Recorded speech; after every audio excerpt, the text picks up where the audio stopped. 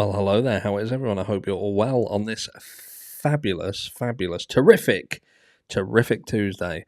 And this is video 3 of 3. We had the first one that was talking about the docs, the Idaho 4 IgG docs. Then we had Karen Reid trial, and this is now talking about Bryan Kohberger. And is there anything that we know, and I don't mean the embellished stories from Court TV or Dateline or the like, I mean the stuff that we know and what we would consider the most likely factual, and whether they could potentially show some degree of a potential motive in the crime, okay? And for help and assistance, we're going to go over to Medium. I don't know whether any of you are familiar with the site Medium. You have to pay to use it, but it's not expensive. It's like a monthly thing, about $5, I think. But let's just touch on it right now. Bearing in mind that this here is an older thing. It's older. This is from sort of January last year, so over a year ago. So some of it is kind of changed and irrelevant, but there is a proportion of it which we're going to talk about specifically, and it is talking about down here. We're going to skip this bit. The motive, okay?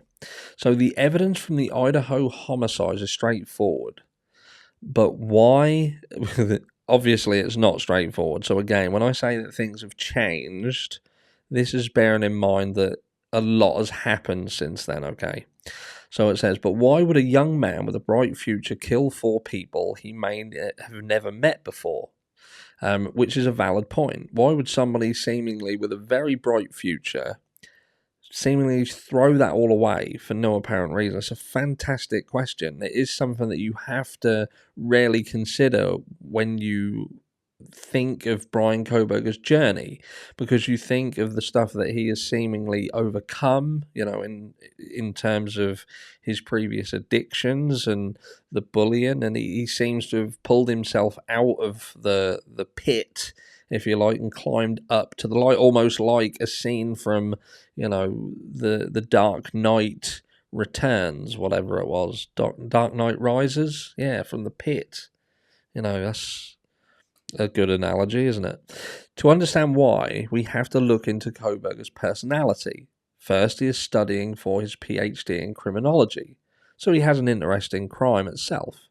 But what separates those who have an interest in crime into murderers and criminal investigators?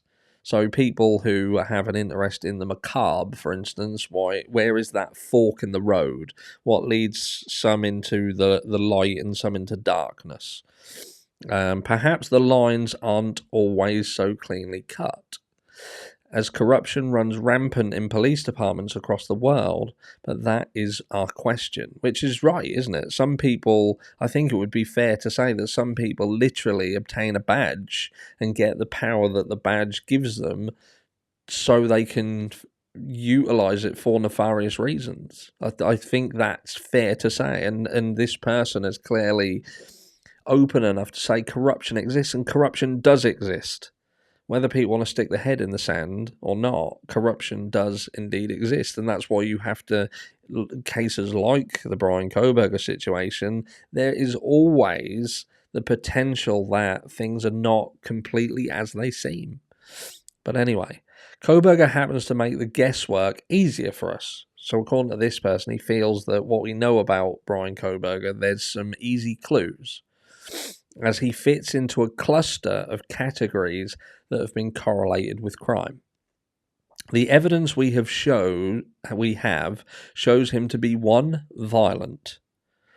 So with respect of the violence, this is going back to his younger years, when he apparently was bullied, and then when he lost his weight and he gained a degree of confidence, they then claim that he then starts kind of bullying and picking on the people around him, even those who were kind of his friends. It was stated that he would act aggressive towards them and be quite manipulative with them. But I think that the thing is, I think that that's a common trait, I think, in people growing up. I don't think that necessarily means that he's violent per se and would go on to kill. I know people who are like this or were like this, but again, I think we'll touch on this later. An ex-addict, and 3, poorly socialized. Additionally, he seems to have 4, mental illness, and suffer from being 5, involuntarily celibate, which I think that this is... We don't rarely have any absolute proof of that whatsoever. In fact, that it would seem that, and I've said this before, a lot of the pictures that you see, it would seem that he's around females. I know that there's this Asian female around him. We've not heard a massive amount from that person, but yeah, again, I think there's a massive question mark over this. Let's go over the evidence of these categories below, and then I will offer my thoughts on a motive built on top of the evidence. So, in an incredible article by Independent, we learn that Kohberger was overweight and bullied in high school. And in his senior year, he lost 100 pounds and became a bully himself. Again, we have seen this trait in people. I believe it was what's his name? The one who basically executed his entire fucking family. He'd lost a lot of weight and got himself in quite good shape. And they kind of attributed his change in demeanor and the way he acted when he made himself. He looked a lot better. But again, it's yeah, I think when you change the way you look, you do obtain a certain degree of confidence. And does that confidence then blur the lines between confidence and arrogance? And can arrogance then turn into aggression and verbally abusive? Other than Kohberger's weight loss, his behaviour came alongside an interest in boxing and an addiction to heroin. Below is an excerpt from the article about this radical change that happened in high school. He always wanted to fight someone, he said. He was bullying people. We started cutting him off from our friend group because he was 100% a different person. Mr. Kohberger's changing behaviour included drug abuse. Another friend, Bree, told 48 Hours. I have seen the interview, things that this Bree had stated, claiming that he began using heroin. She said that people were not his strong suit. You just saw him becoming more self-destructive, said Bree. He rarely stayed secluded.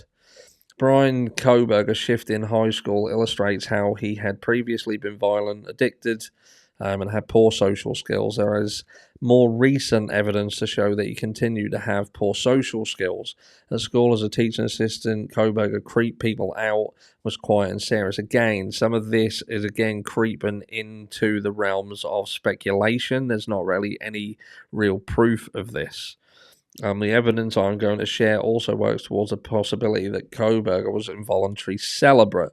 From the Independent article, we also learned that Kohberger went to a brewery near the university and he made the female staff uncomfortable with his behaviour. Again, this has not been something that's been proven to definitely be Bryan. Absolutely not. But even if it was, I think once blokes of a certain degree, if they have got a degree of confidence about a few drinks inside them, they can make people, make females become uncomfortable. I think, dependent on the female, it can be very easy to make her uncomfortable, especially if she's not in any way, shape, or form attracted to that individual. And I think that what one person may get away with, another one wouldn't. And that cuts both ways for males as well. If a certain type of female approached him, he may be more acceptant of her approaches than if another type may. His behaviour went from overly watching them to creepy comments and rudely calling one a bitch. From his date with a woman on Tinder 7 years ago, he made inappropriate comments and kept trying to touch her. No, he was trying to tickle her and was just an idiot, wasn't he? So again, they've tried to manipulate this slightly. So this starts to then lose some kind of credence. After she asked him to stop touching her, he turned serious and gaslighted her by telling her he wasn't.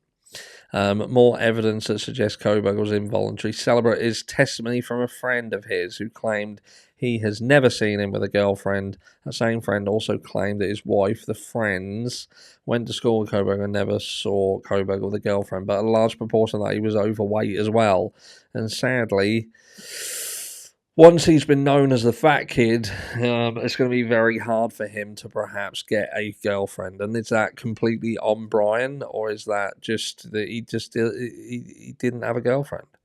So far, I've given proof, debatable, of Kohberger's history of violence. There's no proof of it. We must see that again, that there is no proof of it. Addictive drug use, which again is something that's going around, certainly something that seems to be accurate. Poor social skills and possibly involuntary celibacy, which again, I don't think there's been any proof shown here of that.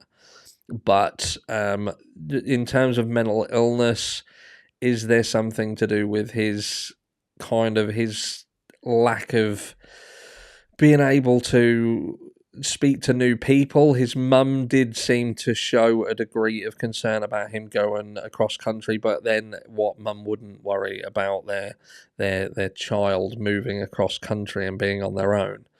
Although addictive drug use is strongly correlated with mental illness, this section on mental illness is meant to be taken separately from it. And below I'm attaching quotes of Kohberger from 2011 Tapper Talk posts that have been brought together by The Independent. He then proceeded to say he felt unintelligent and as though he was experiencing depersonalization and felt little to no remorse. Again, these are these posts, and I'm not going to read through them. They're on the screen. You can pause it if you want to read them. But I believe, and I could be wrong, but I believe that these posts, that these were in connection to the visual snow stuff, and that was sort of debunked as not being Bryan Kohberger. Again, perhaps that'll come out in the trial, but I was pretty sure that the email that was connected to that account led back to somebody else that wasn't Bryan Kohberger. Correct me if I'm wrong down below. And it just goes on to say that is some of the evidence for the cluster of categories that suggest Kohberger is at an elevated risk of criminal behaviour. And it just goes on. Again, if you want to read that, I will just scan through it, and you can pause that at your leisure just to read that yourself. I'll go all the way up to the top because there is more to this, and you may find it interesting. But I would certainly head over to Medium if you do have the funds to do so. There's quite a few bits and pieces on the Idaho 4 case, and you may find that it interesting. But so is there anything that we do know to be absolutely factual that could potentially offer a motive to the killings? I think, to be realistic, I think a lot of what is out there is yet to be proven as absolute fact. So it's very hard to say with a definitive answer, yes, there is, or no, there is not. But there is certainly things that would, if they are 100% accurate, would certainly, they would certainly point in the direction that he could potentially have proclivities that could push him in that direction. And not necessarily meaning that he would have to have had a connection to the victims. Just a proclivity to commit a crime and potentially think that he could get away with it. But perhaps he overestimated his own ability to do so. And I think that is as fair as you can get as somebody who, like myself, at this stage, feels that because I haven't seen enough evidence to prove him guilty, there's a lot of reservations for me.